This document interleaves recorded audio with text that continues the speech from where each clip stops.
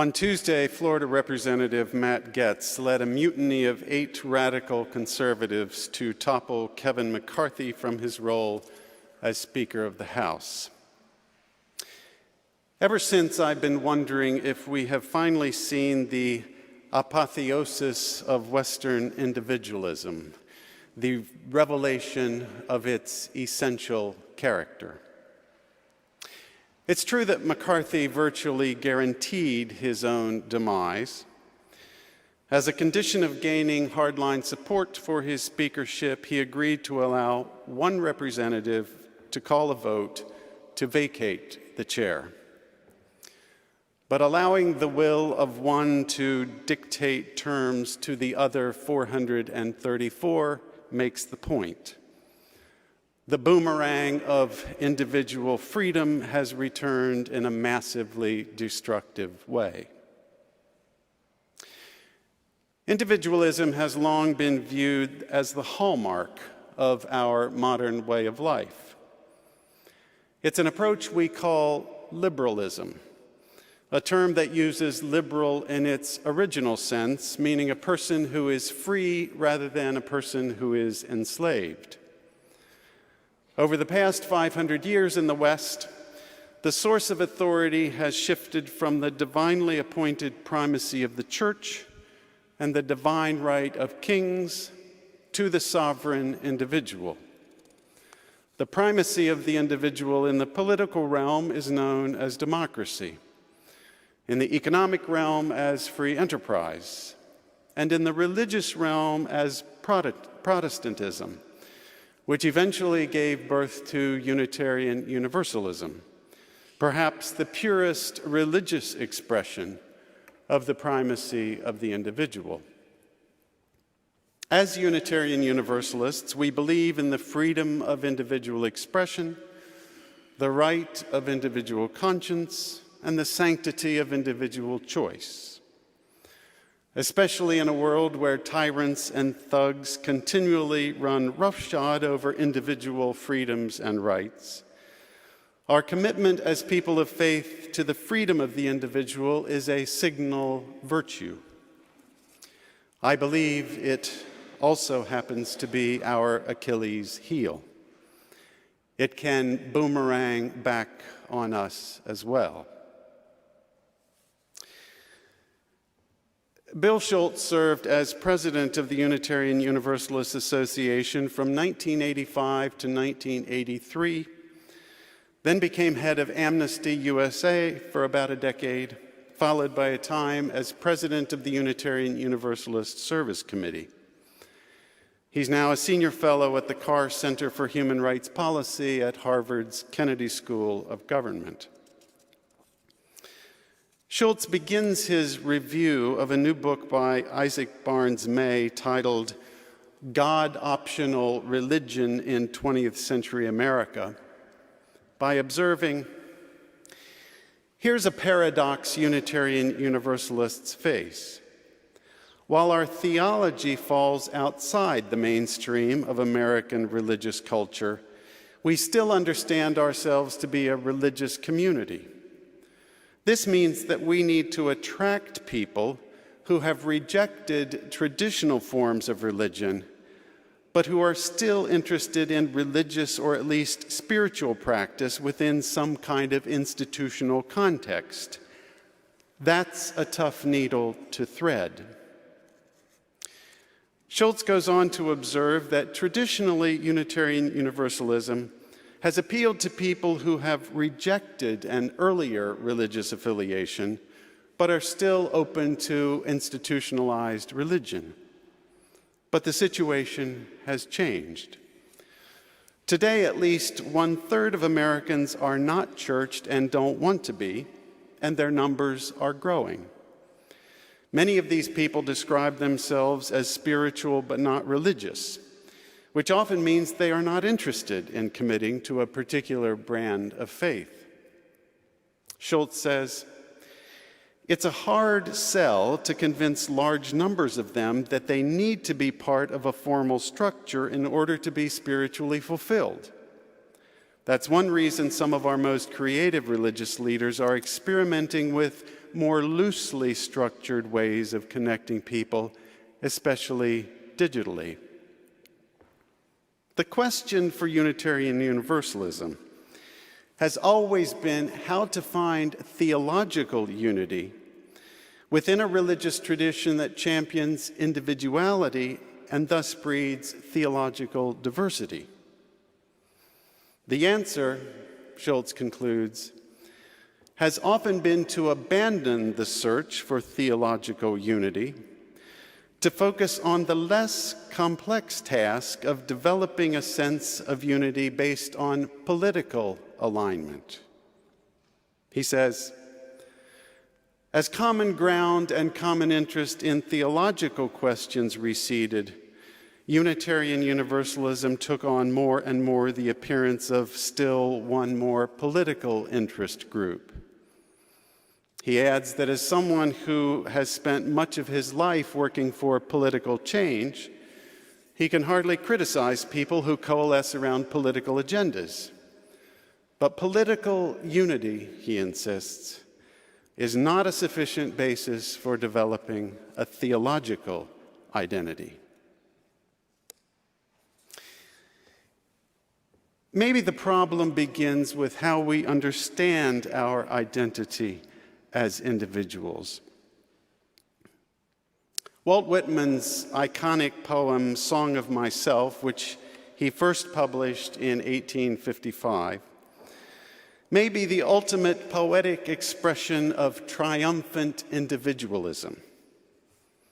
Whitman begins in the following way: I celebrate myself and sing myself, and what I assume, you shall assume, for every atom belonging to me as good belongs to you. Later in the poem, speaking of other individuals who also populate the planet, Whitman writes, and these tend inward to me, and I tend outward to them, and such as it is to be of these, more or less I am. And of these, one and all, I weave a song of myself. I celebrate myself and sing myself. And what I assume, you shall assume, Whitman says.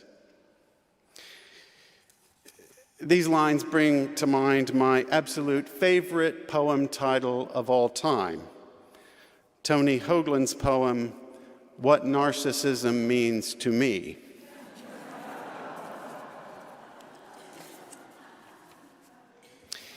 In celebrating himself and singing his own praises, Whitman assumes that his assumptions about his own life and life generally will likewise be assumed by everyone else.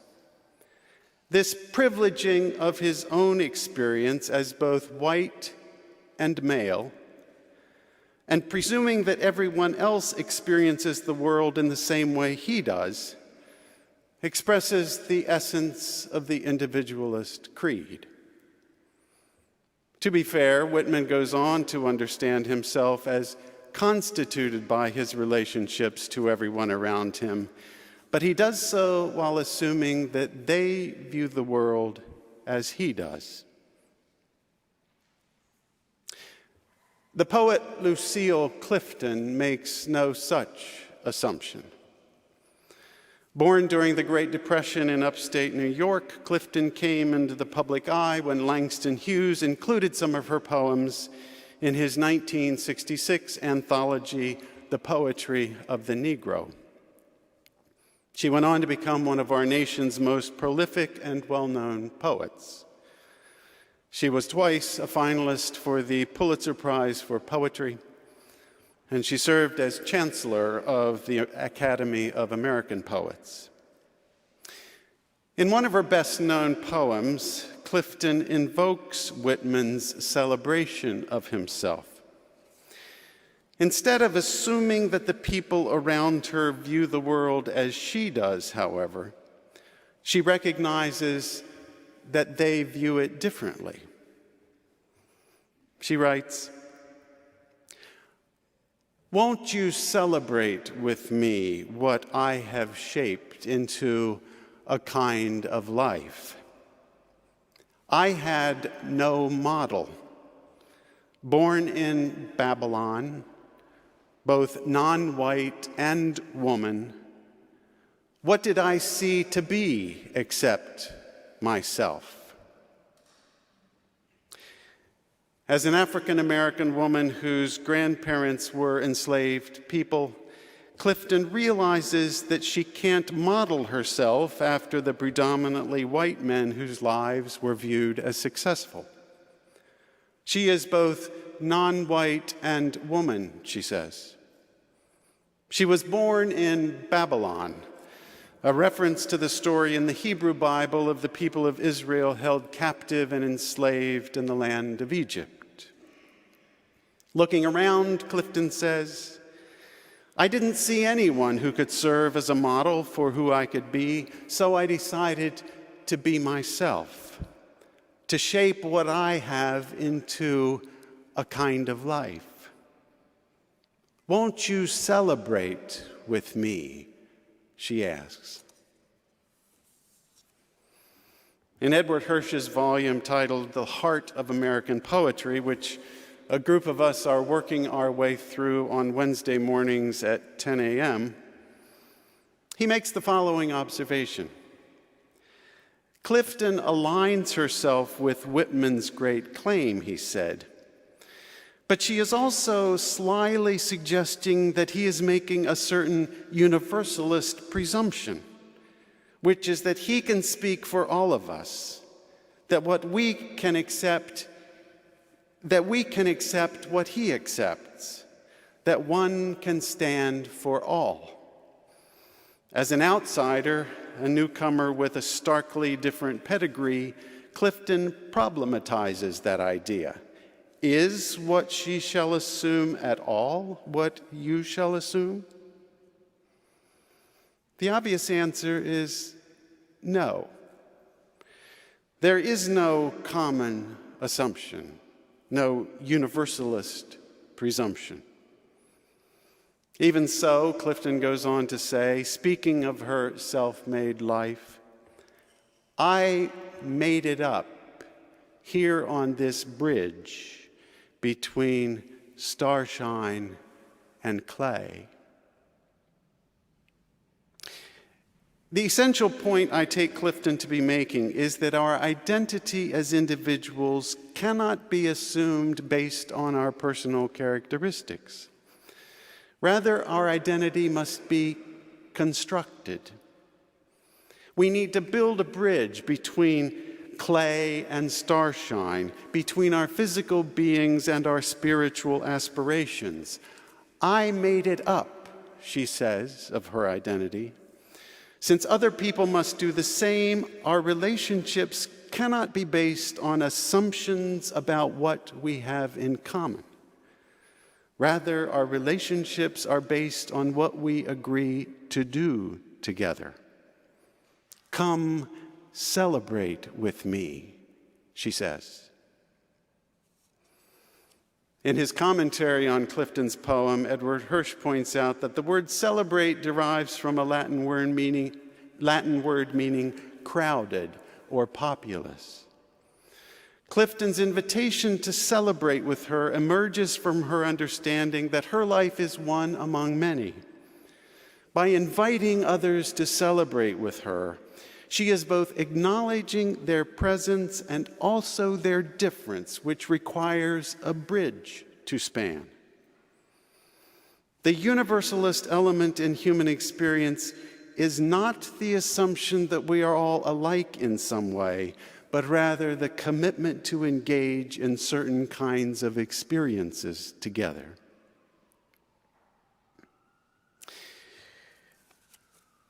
The Italian philosopher and political activist Lorenzo Marsili echoes this sentiment in a recent article in Noema magazine titled "From the Age of Empires to the Age of Humanity."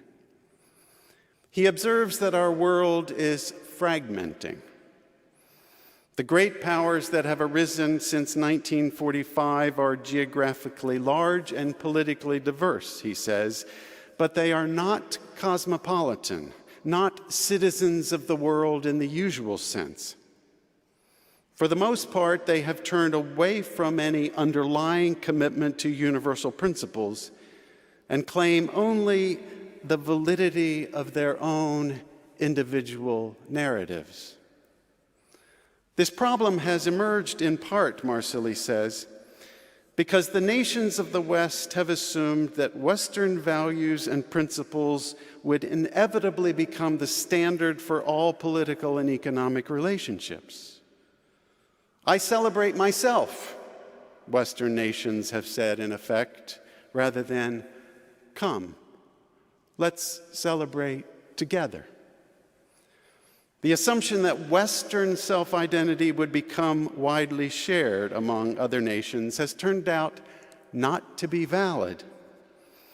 In the wake of this realization, Marsili says, we need to understand universalism differently. We need to make universalism, construct it, rather than assume its presence.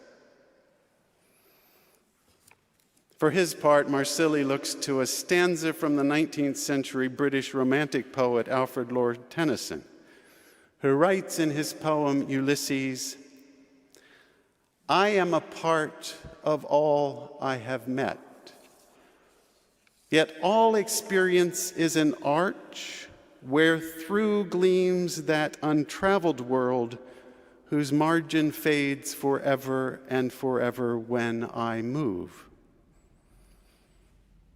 The first line of this poem, Marsili says, performs a striking reversal.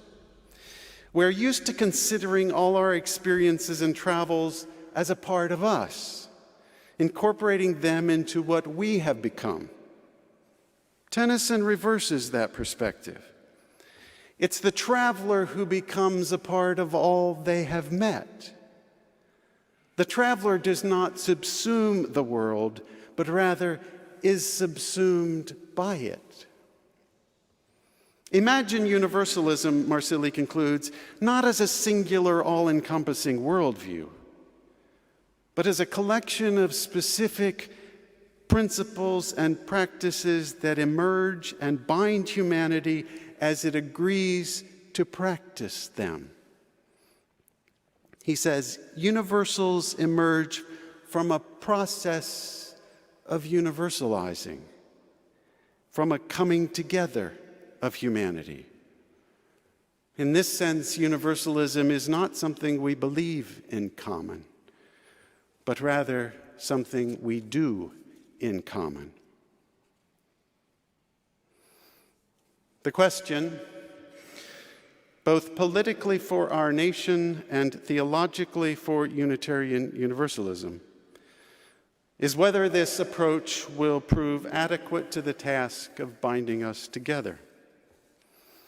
There's a world of difference between the triumphant individualism of, I celebrate myself, and the practical universalism of, come, let's celebrate together.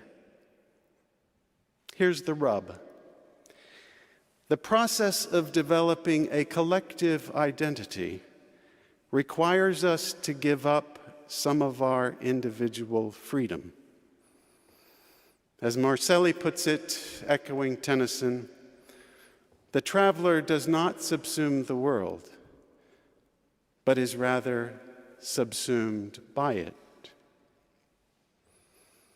As Unitarian Universalists, our commitment to individual freedom has always been unyielding, often fiercely so. This commitment has enabled us to help break up some of the dominant cultural assumptions about identity and power, which has been a good thing.